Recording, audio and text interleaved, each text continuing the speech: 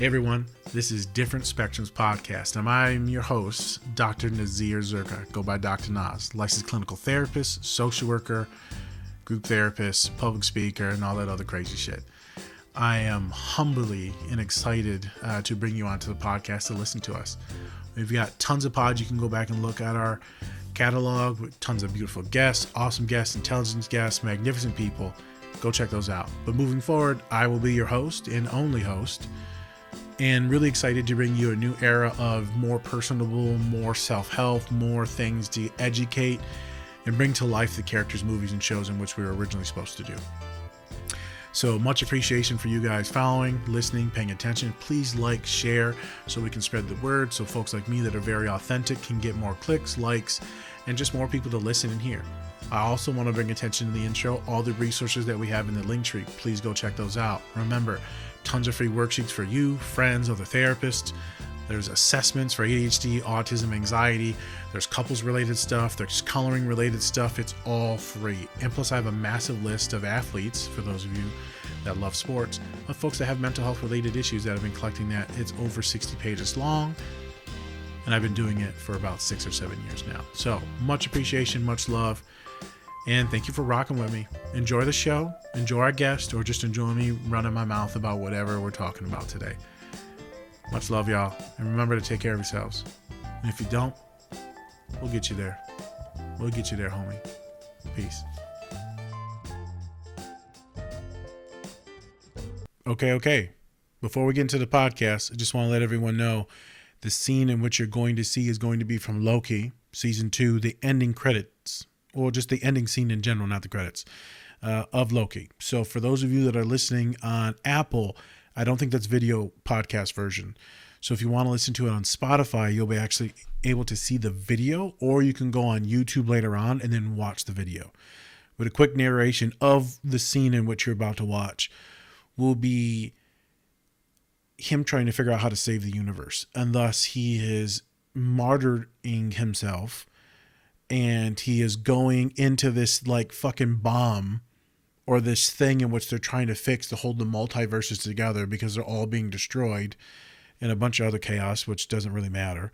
And so you see him after trying to fix this thing a bazillion times over in like multiple lives or years that he just keeps playing Groundhog's Day with, that he finally figures out after a conversation with his counterpart, Lady Loki, that he needs to sacrifice himself to go sit on this throne, but he has to go in there and hold the strings of the universe, and that's where he'll forever sit, on his throne, to serve his greater purpose. So that's what you're going to see in that scene. It's just music mostly, but it's very theatrical, and I really want all of you to maybe hop over to YouTube to watch the clip. It definitely should get passed. I'm going to have to put in some copyright stuff. And then you could always watch on Spotify. It'll definitely pass right now. So if you're listening to this and you want to see it, you can go to Spotify to watch. If not, you just got to wait a couple days for me to get the copyright to pass through Disney, and then we should be all set. Awesome. The next thing you're going to see is this reel that one of my clients showed me. This reel will be from this Danger Bean. It's some YouTuber, Instagram person, and he's acting out him playing the younger version of himself, and whether or not the younger version of himself would be proud or not. So I'm going to break that down. You will be able to hear all that, and you'll be able to see that, but I know a lot of you just listen. So the Loki stuff, if you want to watch it, hop on over, and then the clip from Instagram, what my client sent me today and I watched today, will tie into everything. Okay, enjoy the clips. I'll see you in a few minutes. Let's do it.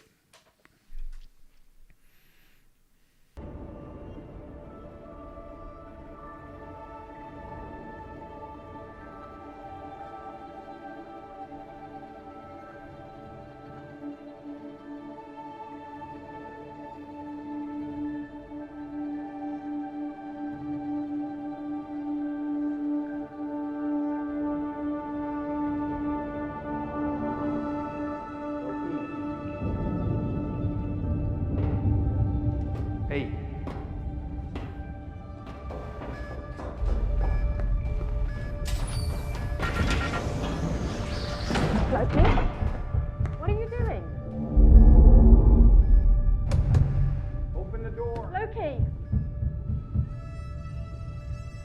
I know what I want. I know what kind of God I need to be. For you. For all of us. No! Okay!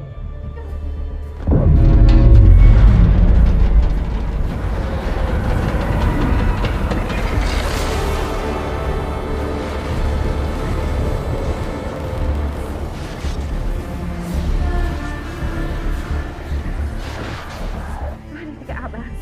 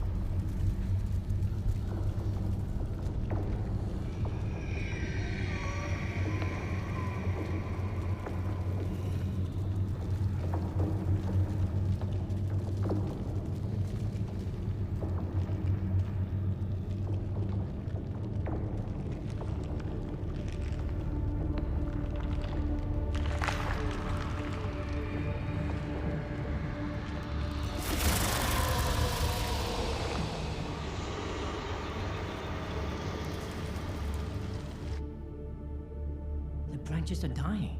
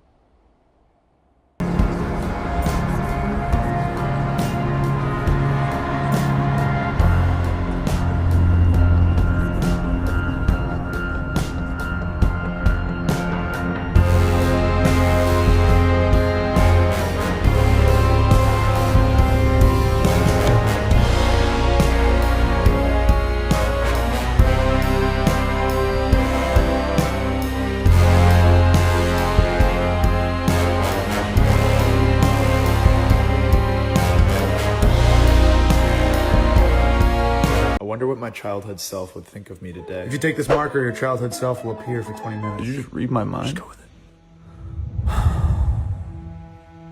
Do you want to take it? When I was a kid, I just had so many big dreams, you know. I wanted to be an astronaut, a rock star, movie director. I don't know if I want him to see my life now. Well, there's only one way to find out.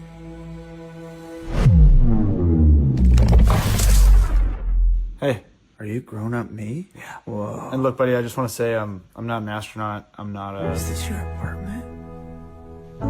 Yeah. No way, we have our own place. We do. Do you know how to make grilled cheese? Oh, yeah. No way, that's awesome. Grilled cheese is pretty awesome, even as an adult. Can you drive? Yeah. No way you know how to drive. Can we go for a ride? Yeah, let's go for a drive. You can eat grilled cheese. Oh, and you can get your own beanbag chairs and you can eat grilled cheese in them.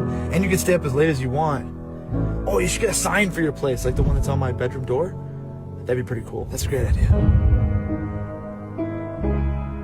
You still come play in this park? Sometimes, yeah. Wow. I can't wait to grow up. Come on, let's go. Okay.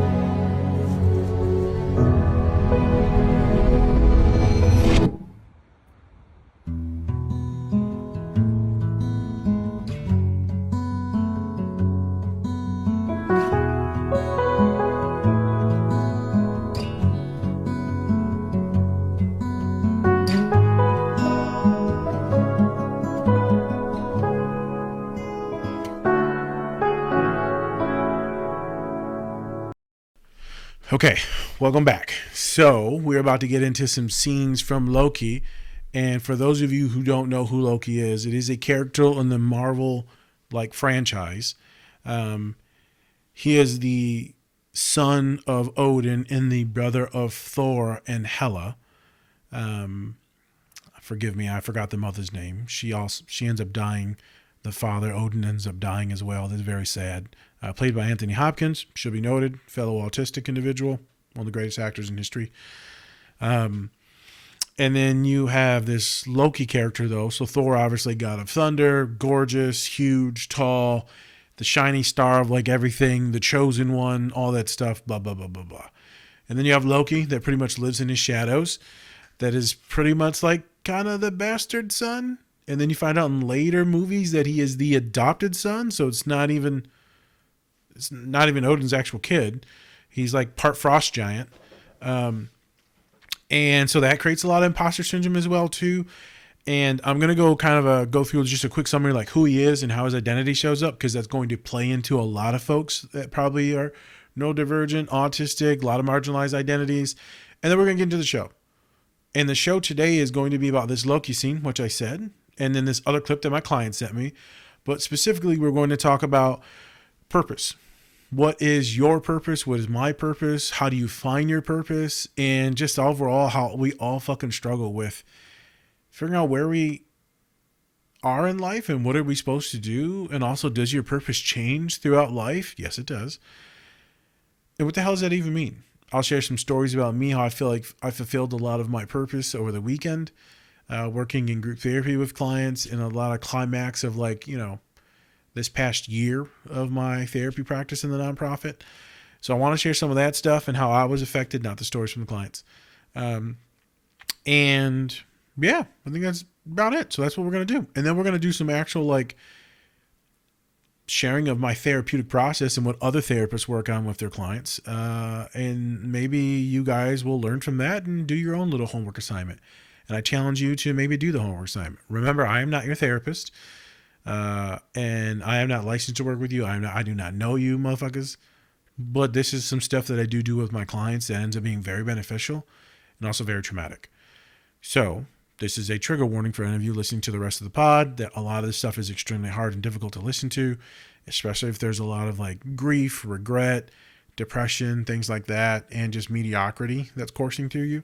But if you want to work on some stuff and some homework assignments and do some writing, some creativity, and you're not afraid of these emotions, then this is going to be a really good podcast to listen to. So, what is purpose?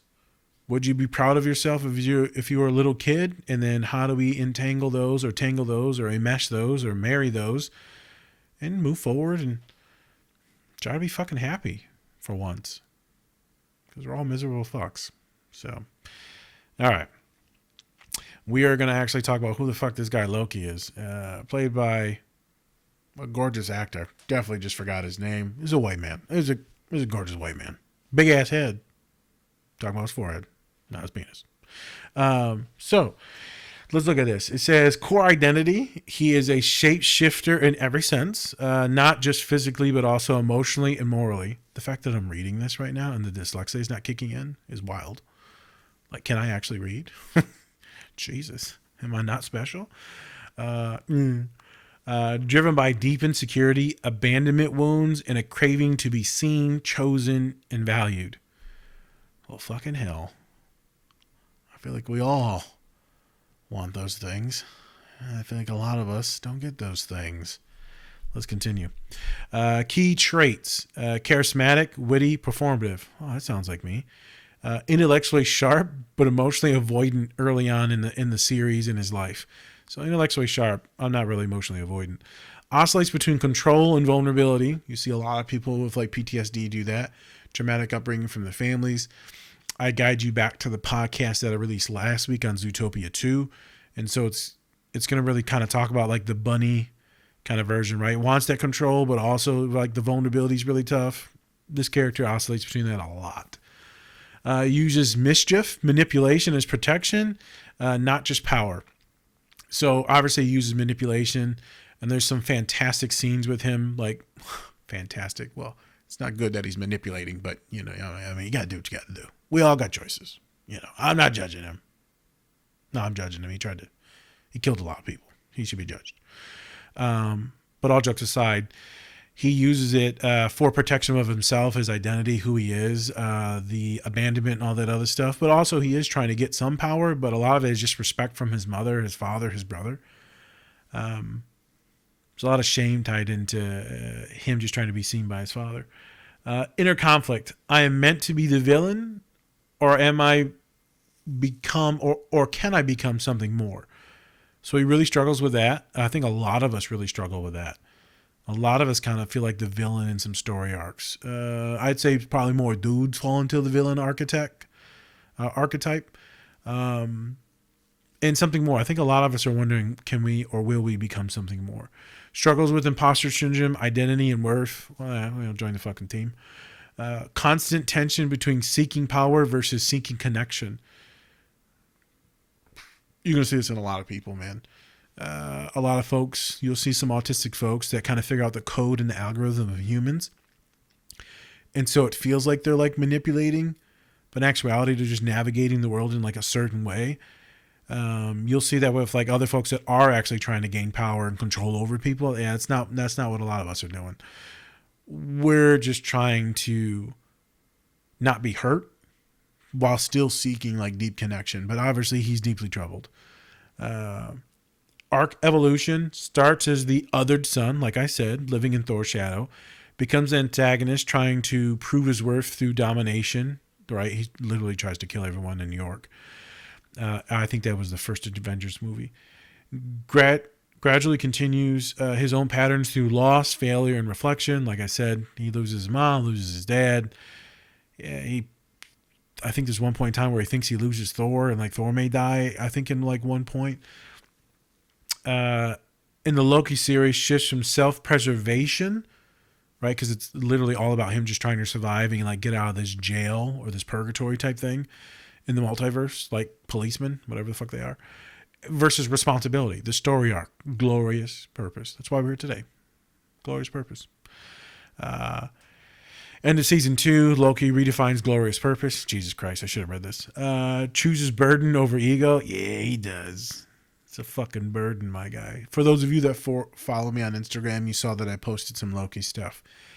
And while he was talking to, I don't know his name in there, but the Owen Wilson character, and he's like, bro, how do you deal with this burden? And he's like, scar tissue, my guy. Eventually the burden, you just scar over, and you fucking deal with it. And you lock in. Connection over control becomes the keeper of the timelines, essentially holding existence together, but alone. But this is what he's always wanted, was the throne. From his father, in America, like wherever the world, like the throne. And the Ice Kingdom, and whatever fucking planet they were from. I forgot what planet they were from. One of you nerds, put what planet they're from. Asgard. Fuck. Well, you can put it down if you want to. It's from Asgard. I don't fucking know where white people are from. Okay, I don't. It is Anglo-Saxon. I don't fucking know. His final form is not king of others, but the protector of everything. Yeah, I'm about to cry. Okay, well, that was intense. All right, that's a gorgeous man. So, I guess that's what we are going to be talking about today. So, why did I choose this scene? Now that I've talked about him a little bit and the story arc somewhat, and how he's trying to become like this better person while traveling through time in the multiverse, and he's holding everything together. He's this weird, awkward, mischievous court jester like vibe, but also just manipulating everyone. And then he becomes this person that literally saves everyone. What the fuck? Where did that come from? So it's fantastic. A lot of people will say he has one of the best story arcs in Marvel, in the franchise. I'm sure people will argue that, but his is fantastic. And it's over multiple movies and shows. And so what I wanted to get into is purpose. So I'm going to look away from some of my bullet points that I had. And I think purpose is tough for a lot of people. I think figuring out what your purpose is, and what do we even define purpose? Purpose would be something that you think that you can do with your life or should do with your life, that you can have an impact in like some way.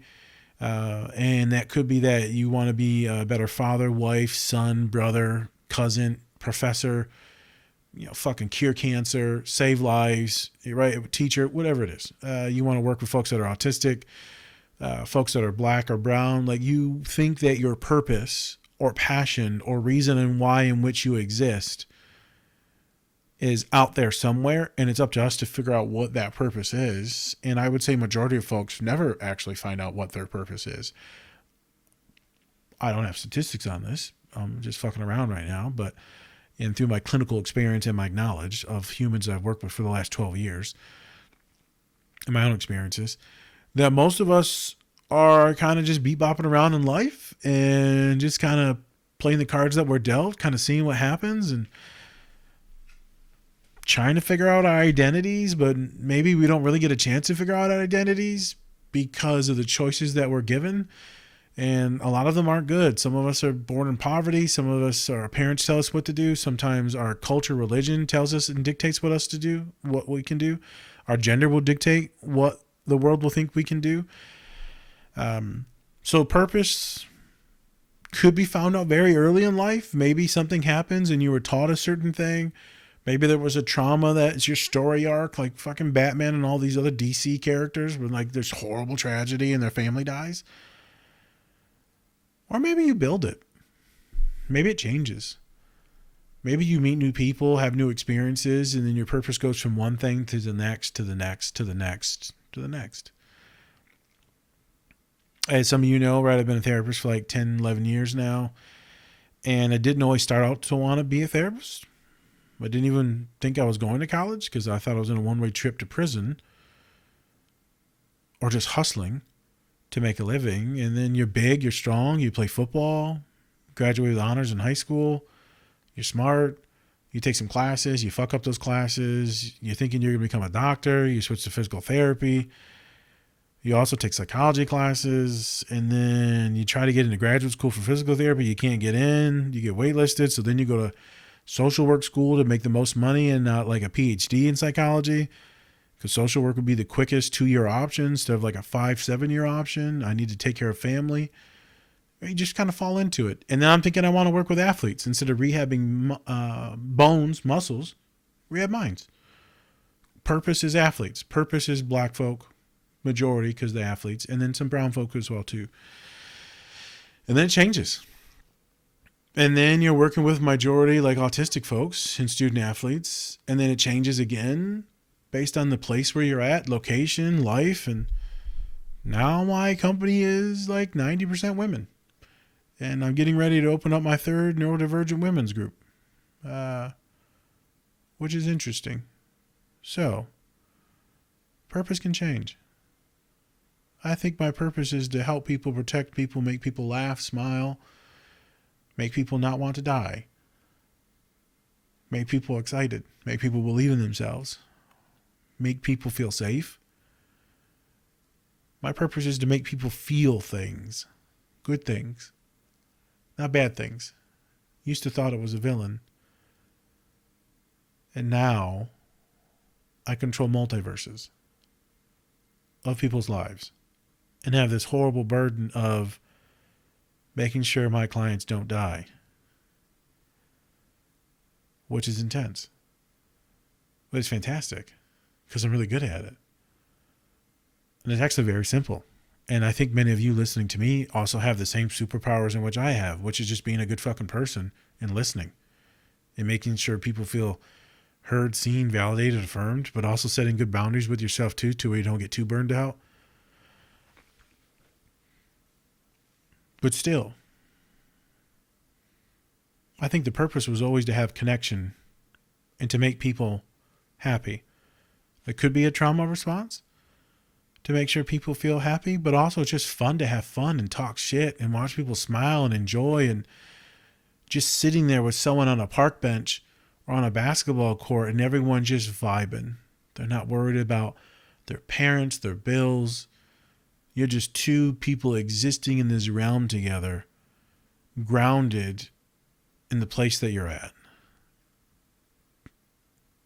And maybe if it's a good enough connection for long enough, and your friends or therapeutically their therapist or whatever, or their teacher, their mentor, their parent, somehow that forces people to want to live. So I feel like there's a lot of glorious purpose in what I'm doing. So I picked this scene because of how things went with group therapy this past weekend. Today is April 30th. I'm shooting this at 1:30 in the fucking morning because I'm full crackhead now. But I had a good day. I did some cooking, some cleaning, blah, blah, blah. But whatever. So what we decided to do in group therapy is I had this maniacal plan in which my father said it was probably too intense and too much. And he's like, mm-mm. And then I plugged some shit into ChatGPT, and ChatGPT was like, mm-mm, you can't do this. And so I was in the gym plotting on how I would torture my clients therapeutically in the best way possible to make sure that they affirm themselves. And so I came up with this homework assignment in which we share these warm fuzzies about each other. So we all sit in a circle or whatever the fuck we sit, some type of shape. It's a shape.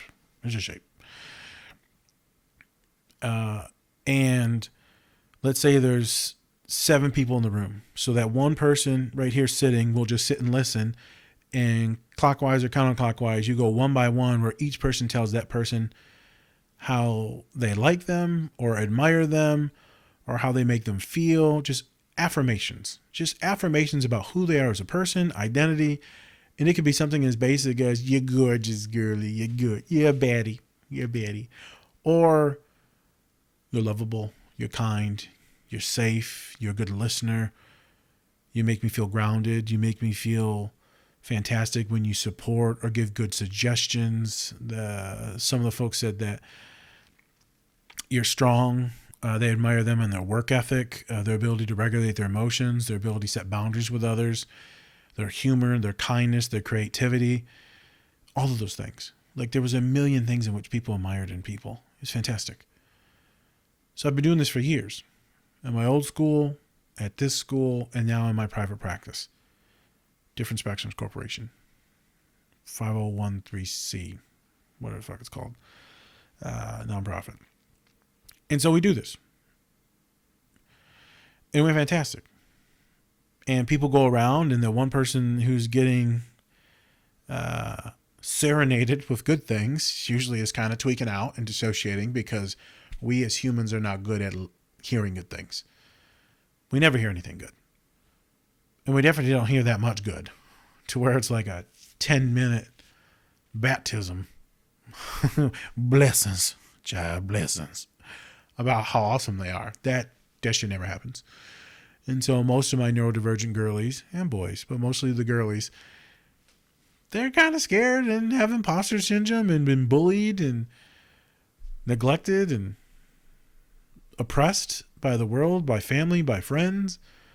And they've been othered for multiple different reasons. And they have made themselves smaller, more anxious, more OCD, more obsessive in ways in which they think that they're terrible, more paranoid, more hypervigilant, nervous system deregulation, or lit on fire because they're waiting for the bad thing to happen. Whether that be whatever happened in their past or whatever's happened in their recent, where they're terrified, mentally, emotionally, physically. And so we go in there, we say nice things, and it forces a lot of people to like fall apart because they're not used to hearing good things. So they think it's a lie but they know that we're telling the truth because we get nothing out of it, but it's really difficult to ingest good things. And when a lot of us with these traumas, CPTSD, some people say it's called complex post-traumatic stress. It's just trauma, my guy. It's just fucking trauma. Join the fucking team with black and brown people, queer people. So it's like the scene from Rocket and Yondu from Guardians of the Galaxy 2, when they go save Peter Quill, and Yondu says, I know why you piss everybody off. I know why you steal things. I know why you're an asshole. I know why you feel and do these certain ways because them scientists that worked on you never gave a rat's ass about you. And then, Rocket's like freaking out. Shut up, man. Hey, man. Quit fucking saying things, right? Because he's getting angry now because he's traumatizing him. He's having some flashbacks of the horrible things and how he acts and how people have treated him. And Yondu, the blue dude, ends up dying in that episode, that scene. Or not that scene, that movie. It goes, I know who you are, boy.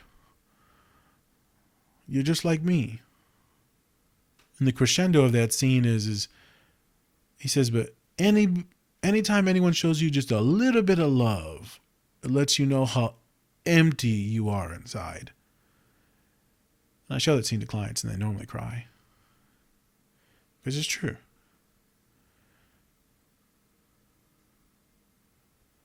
How empty people feel. I feel fantastic. I just sad for my clients, how empty they feel. It's very sad to see it over and over and over and over and over. And then you keep trying to tell them certain things, but then you get them in group. And now it's like 5, 6 people saying nice things. It's irrefutable now.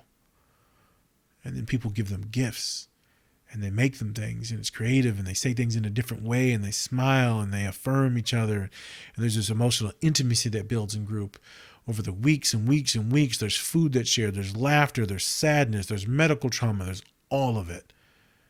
And you become like this unit. This tight ass unit.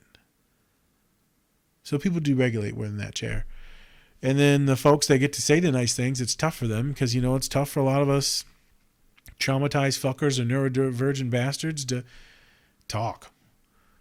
We're not used to saying nice things to people either. It's fucking weird. Especially my ones that are like funny and goofy. It's just weird. And our family members don't really do it. And unless they're getting old and fucking soft like my dad, he does it all the time now. It's like, stop crying, you fucking bitch. Sorry, Dad. You ain't shit though. You just get soft, I guess, when you're old. Or you just want to make sure that everyone knows that you love them deeply before you pass and before you don't have time to say things. And I've gotten way softer as well too. So you end up saying nice things to people and you watch them feel good and it's fantastic. You hear the nice things and you feel kind of gross, but then you do accept it. Why am I talking about this? To watch these humans like shatter because of the goodness was fantastic. And I felt elated, magnificent. I felt exhausted, tired, frustrated. But like I fucking did it. I saw the change in these people's faces. And so why am I talking about this again? This doesn't just need to happen in group therapy. This can happen anywhere. This doesn't need to happen just for me. I think a lot of us can say things to people. I think a lot of us can save lives by, hey, I see you. I love you. I appreciate you. You're kind. You're awesome. Sometimes I'll gas up my boys because girlies always get good compliments about they're pretty, they're gorgeous, blah, blah, blah. Boys don't ever get that shit. We literally get scraps and wonder why we're miserable fucks. Not saying that's an excuse for them to be miserable fucks that hurt themselves or others, but we're miserable fucks. And so I'll tell my boy, yeah, man, your hair looks good. Your beard looks good, boy. You're looking good as shit, man. I see you, boy. Well, one guy's like, stop hitting on me, you queer. I'm like, holy shit. You are gorgeous, though.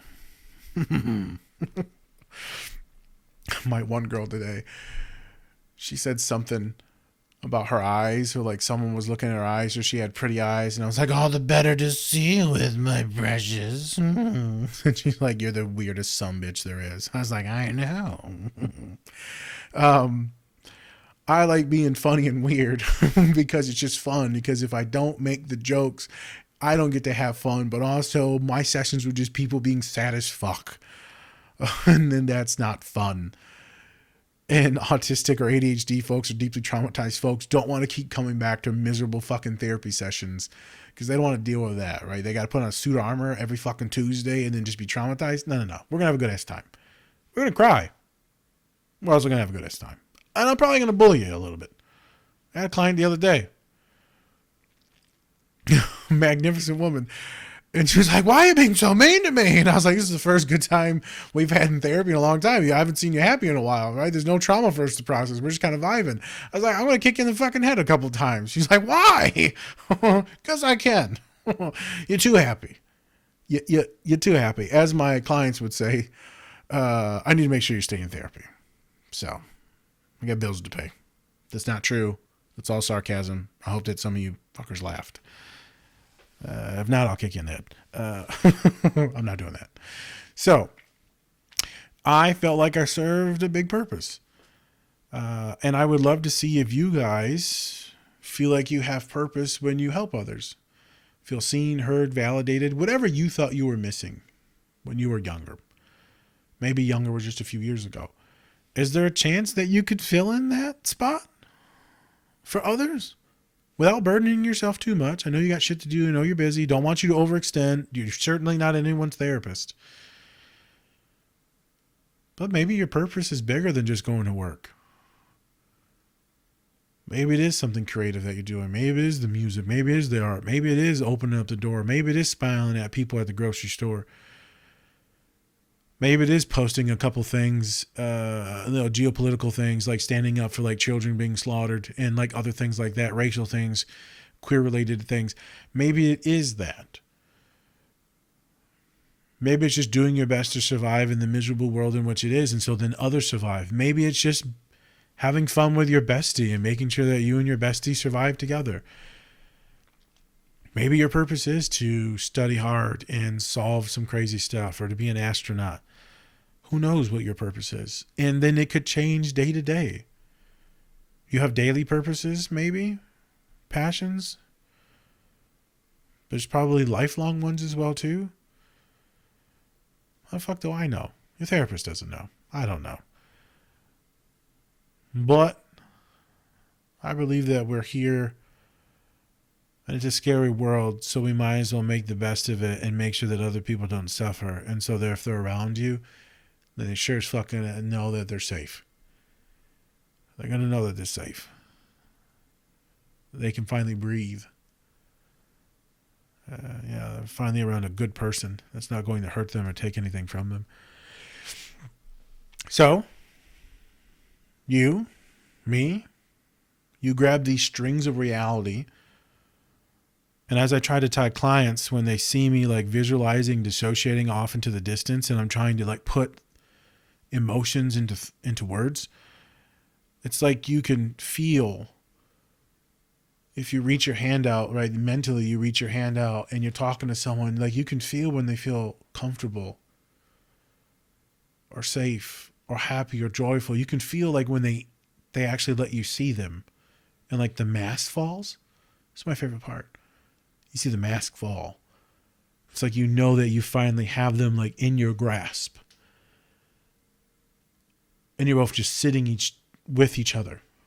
It's a crazy vibe to know that you've connected with a human. Connected. It's my favorite moments. Sometimes it takes weeks, months, years. Sometimes it's just minutes. And so I feel like I'm Loki sometimes. And I feel like many of you else might feel like you're Loki. Mine is different because I feel like I'm holding the strings of their entire lives together. And all of these young girlies and older girlies. And then you're going to the throne to make sure that you fix everything. Yeah. It feels fantastic. So, I feel like a lot of you, though, may have the strings of the multiverses in your own families. Maybe it's with your mom and your dad. Maybe it's because they're going through arguments. Maybe it's because there's mental health or medical issues in the family. Maybe some of you folks are undocumented and you're trying to, like, help the family out and driving and doing shit or fucking helping with speech. Maybe you're working to help pay for money for the family. I don't know. Maybe you're the mom that's trying to keep shit together in the household and raise these babies on your own. Or maybe you're stay at home and trying to keep everything fucking together by holding the strings of reality together. One of my girlies said the other day, the cognitive load. She wanted to make sure that the cognitive load on her wasn't too much and that her partner was going to be able to show the fuck up. To where she wasn't overburdened and then burned out, and that she wasn't enabling poor behavior in which the dude just can fuck off and not do anything and contribute. And so that, I feel like, is a Loki moment. You're holding your entire family together. Maybe some of you feel like that at work, where you're like the glue that forces everything to stick before it falls apart. You're the fucking duct tape. I'm not saying that's a joyous place to be. I'm just saying that many of us understand and feel the vibes of Loki, the massive pressure of holding it all together. The only difference between like y'all and me, well, it is terrifying for me, but is there's like a smirk at the end of the scene where you see him like smile a little bit. It's like a little grin. He's like, yeah, I did it, bitch. Yeah, I fucking did it. I'm that guy. I get the joys from it, right? I get all the like the juice from it. And I feel like other people do as well too, but it just depends. So again, purpose. I challenge you all. If you're listening to this, and I know a good amount of you listen to these pods, I want you to write down, what is your purpose? Maybe it's just vibing, listening to this. Maybe it's being a better person. Maybe it's doing cool shit. I don't fucking know what it is. What do you think your purpose is? I also know, trigger warning, that this will crash a lot of people out. But I want you to write down what you think your purpose is. Is there multiple purposes? I also want you to write down, what are your passions? And can you intertangle those two things? Or is one just going to be a hobby, a vocation? Is it an actual career? Or is it something as simple as just making people feel safe? I have no idea. Passions, purpose. This could lead to an existential fucking crisis. So make sure you do this when you're in a good headspace. You only do this when you're in a good headspace and you're not going to fucking crash out and feel like a miserable prick because of imposter syndrome and you think that you're shit. Don't do that. But I do want you to think if there's like small things in which can also give you purpose as well too. Just a thought. Now in saying that, I know that some of us crash out about this purpose, and many of my clients right now are crashing out because they thought, which leads us into our next scene, is that they're going to do something magnificent. They're going to create something cool. They're going to become this rocket scientist, this crazy engineer. They're going to win prizes. They're going to save lives. They're going to do some cool shit. And then maybe they fall a little short. Maybe they do poorly in school. Maybe they don't graduate. Maybe they don't find their husband or their wife in school. And so things just don't go according to plan. And then they have like some identity crisis. And that identity crisis can fuck with your purpose. Or maybe they lose passion for something that they thought was going to be their purpose, and then that leads into a crisis. Maybe they get an injury in their sport. Right? Maybe there's some type of disability that sets in. Maybe they realize eventually that they're like more disabled than which I thought by a learning disability like I had, or ADHD, or maybe their autism forces them to deregulate too much because it's more level 2-ish. And their tank. And so I've had many clients contemplate, end of life because they don't want to live a mediocre life. They want to do something, but they don't know what it is, and that obsession can crash them out. And so I've had people say, like, I don't want to live this life. If I'm not going to do something, I don't just want to work a fucking job. I don't want to do that. I will not settle for that. And so that's when we start to break down the small things and trying to find purpose in other directions instead of massive things, but still shooting for the massive thing. I always want you to reach for the fucking moon. Reach for the moon. Shoot for the moon. And if you fail, you're still amongst the stars. So go and push as far and fast as you can. And see what fucking happens. I'm sure you're going to get somewhere out there in space towards your goals. And I've seen people do things because they felt that they were worthless and the self-hatred. And so hopefully all of you, the imposter syndrome like Loki and myself and others, that you continue to work on that and you think about that and you find ways to better yourself without hatred. You do not have to hate yourself to become something or someone or to mean something to yourself or to others. Self-hatred does not have to be there all the time. You can allow yourself to figure it out. And maybe you'll be 30, 40, 50. I'm still figuring this shit out at 38. I just realized I was 38 the other day. I was talking to someone on the phone the other day. Maybe it was a client or a fucking... I don't fucking know. How old are you? I said, I'm 33. My dad's like, you're 38, you fucking dumbass. I'm like, oh my God. I might as well die. Jesus. That was a joke. So, purpose. This is the thing that crashes people the fuck out, for real. But I want you to think about it, which is then going to lead us into our next subject. This fucking Danger Bean dude, good looking white guy. I mean, I'd date him. No, I wouldn't date him. I'm not gay.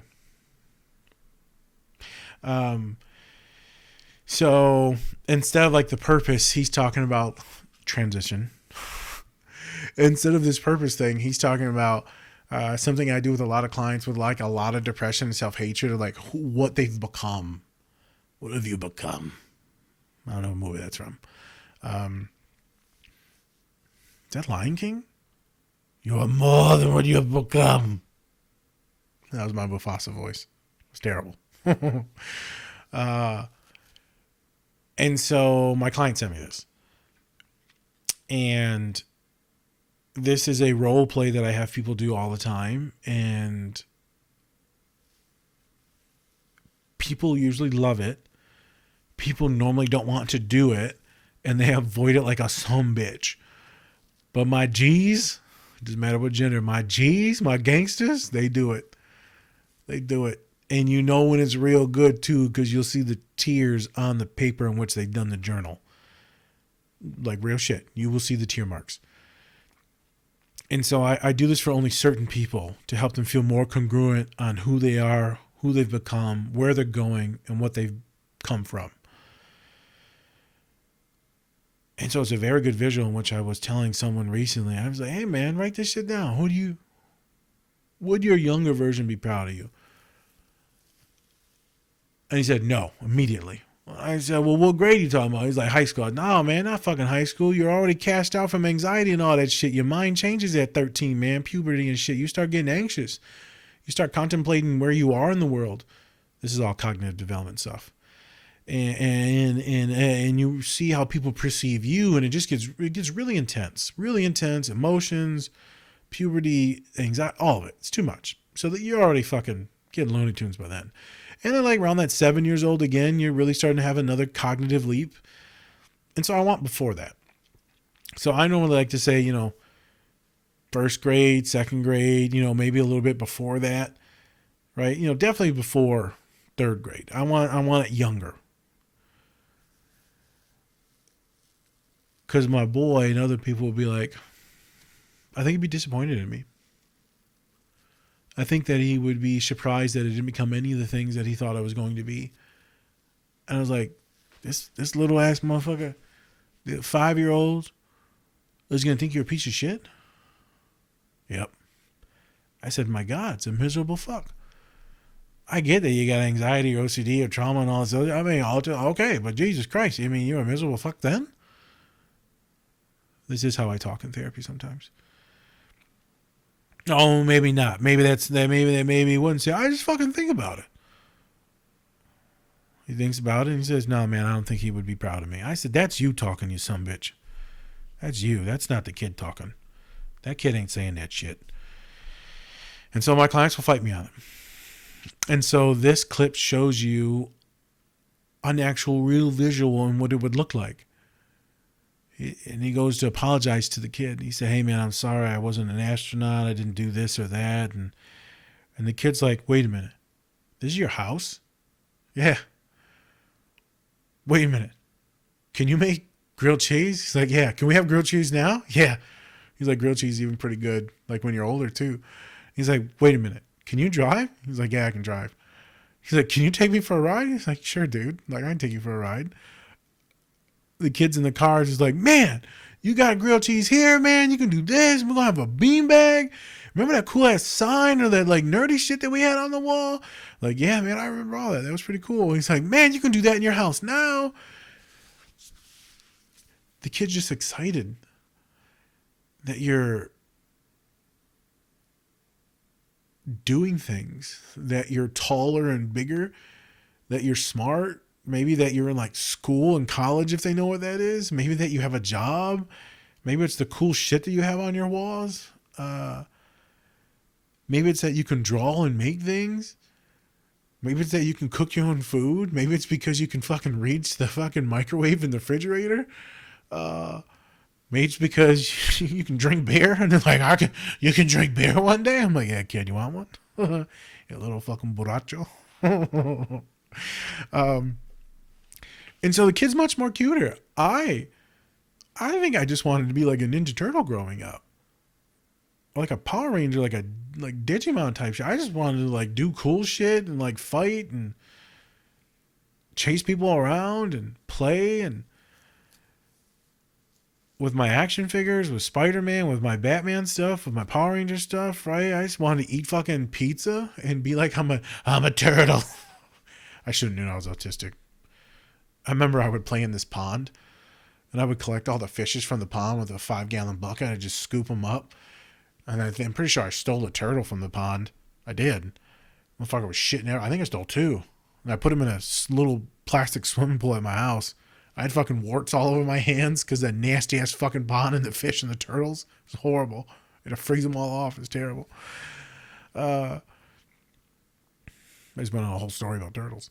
It was a good time. So, I think Homeboy would probably love what I'm doing, but I don't think he would understand what I'm doing. Like, in the glorious purpose of like helping out all these women become stronger, believe in themselves, graduate school, no more self-harm, get on medications, advocate for them, fucking help them talk to their OBGYN. You know what shit I know about coochies now and vaginas? You know? You guys don't fucking know. I don't even have one. And I know more than some of these fucking doctors. I tell you that. These motherfuckers never listen to nothing my girls tell them. The fucking sexism is so real, it's intense. Even the female doctors aren't even fucking listening to the girlies. If you are a neurodivergent girly, I pray, I'm not even religious, that you have good experiences with doctors. Because medical trauma, if you're black and brown, medical trauma is even worse. The doctors don't believe shit. And if you're neurodivergent, they probably think you're fucking bipolar or borderline. And you're probably just an ADHD, OCD, or autistic girly just trying to figure the shit out. Oh, and then God forbid you got any autoimmune diseases or fibromyalgia or fucking neuropathy. Or PCOS like a ton of my other girls. Or POTS. Or Ehlers-Danlos. Because then they don't believe any of the fucking tests. You'd be like, I'm in pain. Like, where? I don't think you're in pain. And my girl's like, I'm in fucking pain, my guy. So I literally have to, like, my girls think I'm a doctor, like a medical doctor, and they'd be sending me rashes and shit. Like, Nas, what's this rash? How the fuck I know what their rash is? What the fuck? And then I tell them in group therapy, stop sending me this shit. I don't need to see, don't send me messages of this shit. And then the one girl later that day, it was like midnight, my back hurt. The fuck you mean your back hurts? Yeah, my spinal. Bitch, fuck are you, Mike Tyson? It's spinal. Nas, I need you to help me figure this out. And it's not because they think that I know the things. It's because they think that I can help them find the words or identify the actual physical symptoms. And then maybe they can go tell their primary care physicians or their parents. And then I can help them advocate. Like, I get they don't think that I can know what it is. I'm not a doctor. But I can help them understand what it is. So then they can advocate. Or I can help them type out some shit and put some pressure on their doctors. Again, we're going back to like glorious purpose. And so I don't think Little Nas would think all that shit's cool. I think he'd be like, you're talking to a bunch of girls? That's fucking amazing, man. Because I know I was definitely chasing girls in like first grade and kindergarten. But I was just having fun. Just playing tag. And bullying the shit out of people. But I just wanted attention. It is what it is. I was definitely the villain. So I think that Little Nas would be excited about all the cool shit on my walls. And definitely would be excited about the dinosaurs that are above me and get emotional. Because I loved the dinosaurs as a kid. I still have some of the dinosaur action figures from when I was a kid. And so then I built the Lego sets and I 3D printed a bunch of skulls. So it's pretty fucking cool to have like things that you wanted as a kid. It also should be statistically known that millennials count for like 1/3 of all toys bought in America. Yeah, we're depressed as fuck, you guys. Like we're not doing well. Millennials, we're not doing well. And so we're buying things to feel like our empty ass souls. But it's because we grew up in like the great age of the 90s with all these like cool ass shows. And now we want to buy all the cool ass shit. And then there's all these fucking reboots. So it's like, some of us are living our best fucking lives. Privileged dudes like me that got a little bit of cash that can afford all this nerdy shit. We're living fucking fantastic. But it definitely wasn't a fantastic childhood for a lot of us.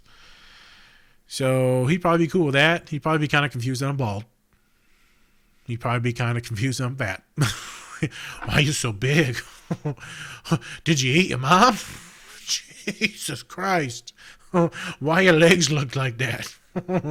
What's that thing on your face? My beard? Yeah. Well, okay.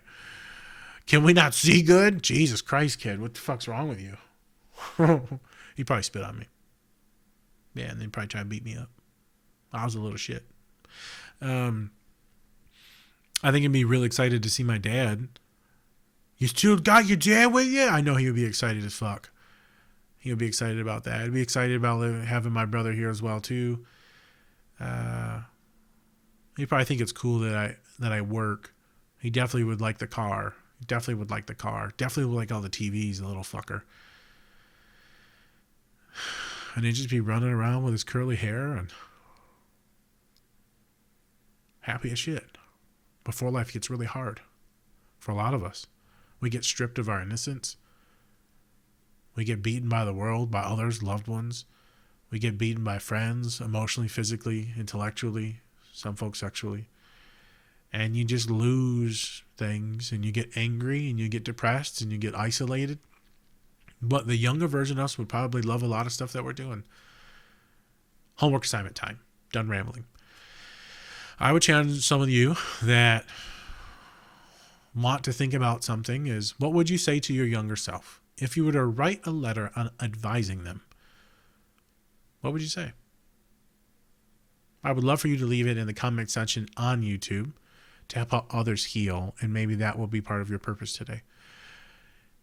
If the younger version of you, first grade, second grade, 5, 6 years old, would they be proud of you? I've already seen some people in the comment section on Instagram already write a bunch of stuff. I've not checked at it yet. I'm sure it's going to make me cry. But would they be proud of you? And if so, why? And if not, why? And how can we change that? How can we make it better? How can we get more congruent with the only motherfucker that actually matters? You, and the little version of you, not the angry, anxious, depressed, traumatized version of you. Love that kid too. Love that kid too. But how do we get more congruent to someone else before they're polluted by the world? So, homework. I would really appreciate if you guys would comment. What would you say to your younger self and advise them? Don't be like, make sure you take these fucking classes, man. Yeah, make sure you don't kiss Jamal. He's a good guy.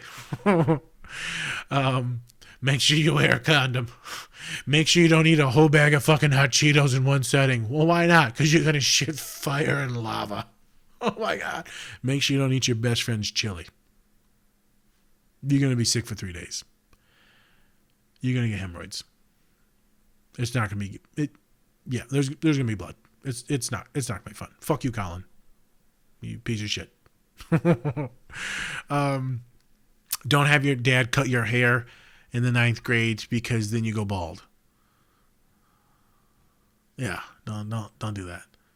Don't do that. Yeah. So all jokes aside, there's probably a lot of stuff that I would change, but I don't want you to get into all that. It's like, what do you want to tell them to affirm them, you dirt bags? How would you affirm this little bastard? And what would you say to them to make sure they don't like fade out emotionally, intellectually, and you don't kill their creativity? How would you affirm this little neurodivergent fucker? How? What would you say? Gas them up. Don't tell them a bunch of negative shit. They don't need to know that. Don't tell them. That ain't real. What the you depressed bitch. Oh, I didn't tell you to say that. So do that. Put in the comments if you want to. Let's see if we can make some folks heal. And if not, you don't feel comfortable with it, because I know a good majority of you do listen to this podcast. It's a very well listened to podcast. Then just do it your own homework. Do it on your own. And then share it with your loved ones, your friend, your partner, your spouse, your family, whatever it is. And then challenge them to think about it. For those of you that are religious and you're little shitbags to yourself and like super negative, for my folks that are more religious, I will have them... if God was to talk to you, how would they validate you? How would they affirm? What would they say to you? And sometimes they'll go negative in that, and then that's when I start talking about love and how God made us in their image, and why would they poop on you? So that's another letter for those of you that are more religious. You can do that as well too. So I guess my purpose has changed with you all.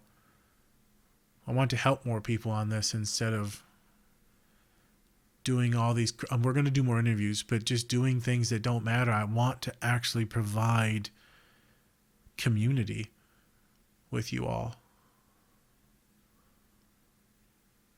Hopefully you like, share. That's the only way that we're going to grow and then save a ton of people. I would really appreciate it. I'm not making any money off of this stuff, and I never have. Remember all the resources that I have, the therapists that I have in the link tree. It's all in the link tree. It's in the bio. It's on YouTube. It's everywhere. So just go in there, use whatever you want. If you want to share those things with your therapist, your friends, your family members, use the stuff. It's all free. Created it during COVID. A bunch of my other autistic clients, magnificent humans, helped me create it, and I spent years curating it. If you have any suggestions or things you want me to put in there, just let me know. If you have any suggestions for guests that you want to come on the podcast, I'll have some guests coming up the end of the month. So hopefully end of May, I'll start having some folks pop in on the guests. Just a heads up, because I know we're going long now. It's an hour. I'm sorry. We are going to do a podcast on Anaconda, the reboot. We're going to talk about bathroom issues, but specifically like gastrointestinal issues. We're going to talk about gastrointestinal issues, peeing in public, and a bunch of other stuff. We're going to have some fun, and that'll be an easy pod. We're going to do heated rivalry and like coming out as queer to your mom or to your friend or to your coach. We are going to do PTSD from the Invincible new season that came out, specifically episode 8. We will get into some stuff from the new Boys series. And so I'm kind of figuring out what we're going to do in there. We'll see what happens. And I got some other stuff. We're also going to do a podcast on Michael Beasley and just men, masculinity. And then, of course, you're going to see the pod in the next couple of weeks that I did with all the fraternities, all the boys on Purdue's campus. So it was like 100-something dudes in one room. And a lot of lives were saved that day. So I think I hit most of the stuff I wanted to. I'm sure there's a bunch of other shit that's in there. We're way over time. Much love. Much appreciation. Thank you, all of you, for listening. Thank you for continuing to listen, support, follow, like, share. And remember to take care of yourselves.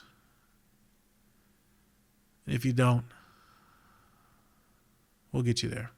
One day. Both of us. All right, everyone. Peace. Much love.